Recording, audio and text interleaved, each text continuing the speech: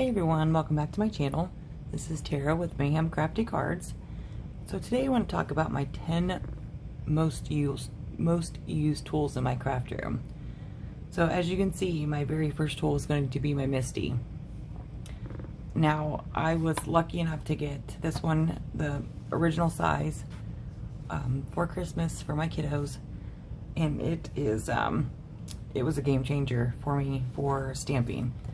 I love it. And then for my birthday, I was able to get the Mini Misti. Now this is a pricier tool for your craft room, but let me tell you, it is so worth it.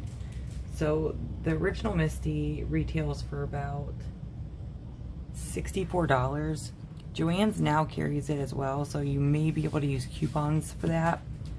And the Mini retails for around $46, and that was the price I found on Amazon. So you can, there's a variety of websites, and I will leave my most used down below my description box. But if you've never tried a stamp positioning tool, you need to try one because it will change the way that you stamp. So for my next tool, I want to keep this not super long for you guys. I know my last couple videos have been kind of long. But my next tool is going to be my trimmers. And I do have the Holtz Guillotine Trimmer. And I like this because it's got the self-sharpening blade on it. And it's got the measurements on it for me. So like the 4 1/4 by 5 1/2, which is the standard size card that I make, which is an A2 size card. It's got all the measurements for me. And I do like that it's self-sharpening, so I don't have to worry about it ever, you know, replacing blades or anything like that. The other trimmer I like to use is the Cricut Travel Trimmer. And I like this because this plastic is super sturdy. You're gonna get a nice clean cut every single time. There's times where I've used some of these, not necessarily this brand, but other brands, and it is the plastic piece moves and you don't get a nice clean edge, or it's crooked. And there are times where my cards are a little crooked, but that's, you know, it is what it is. So for my next, and like I said, these vary in price. Now I did find the Cricut one on Amazon for $13.97, and this guy I got from Simon Says Stamps, and it was about $24. So those are my trimmers. And now I'm going to move on to adhesives, and this is really, you know, personal choice what you want to use. There's certain liquid adhesives that I really like and some that are just okay. So the ones that I have are the Art Glitter Glue and Nuvo Deluxe. I like these because they dry fast and they dry clear. There's been times where I've gotten adhesives that were supposedly dry clear, and they just, you can see where they are. They have like a shiny, they dry shiny, and these ones dry matte. So it's really, these are my two favorites. And I also like the glossy accents, and you can use this as a glue. I use this for like my embellishments, especially like the clear little bubbles, because then you don't see any adhesive at all. So those are my liquid ones. Now I do like the Gina K Dot Runner, and I like it because a couple reasons. It has really nice cartridges, replaceable cartridges, and it's super easy to change these out, and I like that. And I also like that it's repositionable, because there's times where I lay my images down and I need to move them, so, or I'll try to do a layout of them before I glue everything down. So this one I really like. And for that,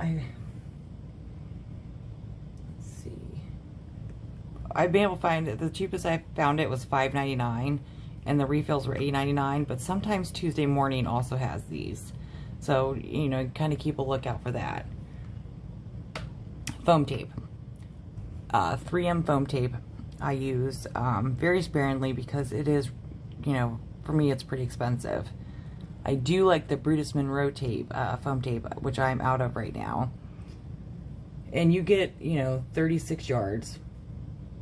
So, you know, you are getting a good bit. And that one, I believe, retailed for $19.99. Let me see here. Yeah, $19.99 for 1/16 of an inch. And then for the 1/8 inch, it's $24.99. But it's so worth it because you really do get a lot out of it. So moving on to inks. So there are 2 black inks that I really like. A third, it's okay, but I don't use it that often because I don't really color with alcohol markers a whole lot. I'm just now getting into that. So I like the Ink on 3 Blackout ink because it's waterproof and I do a lot of watercoloring. I don't have to heat emboss with this, which is great. And it's also alcohol marker safe. So you could use your Copics or, you know, your Spectrum Noirs, and you don't have to worry about your ink bleeding. Another one I really like for watercoloring is the VersaFine Onyx Black. And they both give you super nice, crisp images, which to me is really important because sometimes I will have to stamp an image 2 or 3 times to get a really nice image. But with these two, I found, unless it's like a newer stamp that I've not used before, I really like the Ink on 3. VersaFine, I mean, it's pretty good. I usually can just stamp 1 time. And I also like the Versamark for heat embossing. It's just a clear ink pad. Mine's a little dirty, but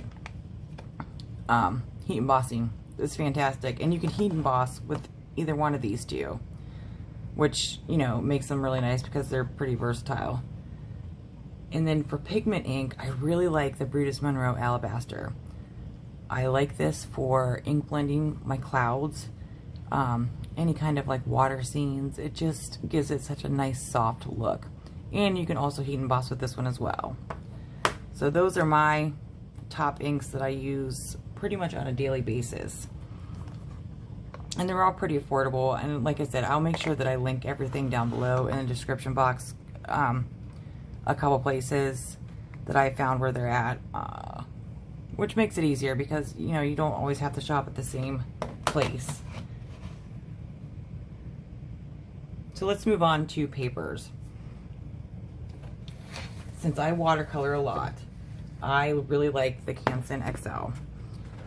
It's a really nice heavyweight paper. This one's 140 pounds and it's cold press. And I really like this because I can cut it down into several sheets. It doesn't necessarily, you know, I don't ever use the whole sheet. I mean, but I could if I wanted to. I just like how my watercolors lay down with this one. This one can be found just about anywhere. Joanns, Michael's, Hobby Lobby, Dick Blick. And usually, with most of those places, you can use a coupon for these. So a cheaper alternative is the Artist Loft watercolor paper. It's also 140 pounds and it's cold press.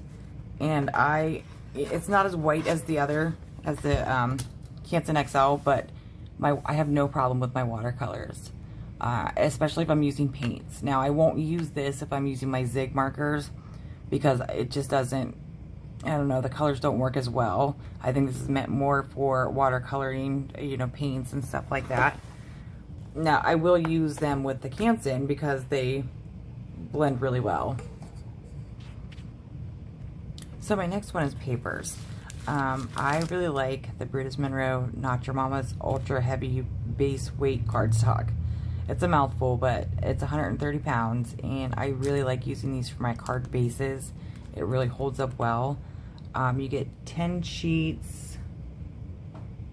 Sorry, I'm just looking at my notes. yeah, 10 sheets for $9.99. But let me tell you, I mean, this is probably one of the best cardstocks that I really enjoy for my bases. And then they also have 100-pound cardstock, which I use this for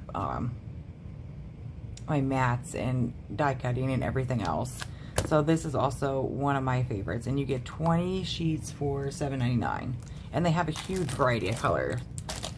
So the next one is going to be the Nina 110-pound and 80-pound cardstock. Just like the Bruce Monroe, these are really good for alcohol coloring. I'm sorry, coloring, blending, bases. I mean, you can hear the weight of the paper. So this one is one of my, you know, these are my top favorites. So I also have the Brothers Scan and Cut, and let me tell you, I love that machine. I would buy it all over again if I had to. It cuts out all my stamped images, which saves on die cuts, and it just it works really well. I really enjoy it, and it can cut any weight of paper that I need it to cut. Also, I have the Gemini, and that I use for my die cutting, you know, my die cuts that I do have. I also do have a Big Shot. I use that for smaller dies when I don't feel like using my Gemini. So my next one is the mats.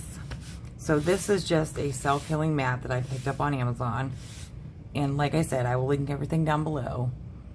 And then I have the glass media mat, the Tim Holtz glass media mat. And I love that for like ink blending, watercoloring, alcohol inks. I mean, it just, there's a plethora of uses for it. Let's see, what else do I have?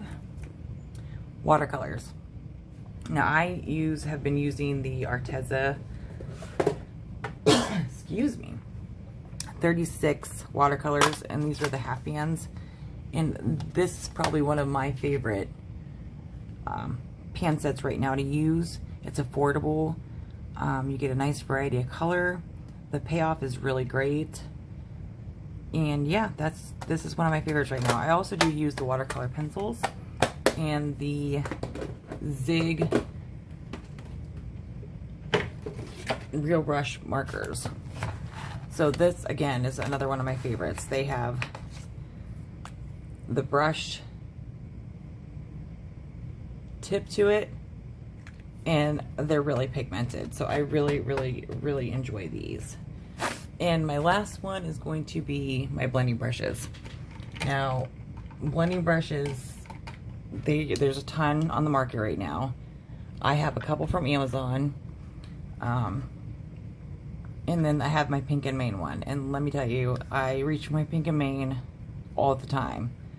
It just gives me a nice soft blend, and it just, I don't know, I just like the feel of it. I mean, these ones are good too. These are from Amazon. They're just makeup brushes. They have a nice, you know, bendy handle. But yeah, so that's all of that's my top 10 most used tools in my crafty room. So what are your favorite tools that you like to use? Let me know down below. Well, thank you guys so much for watching. I really appreciate it, and I will see you guys again soon. Bye.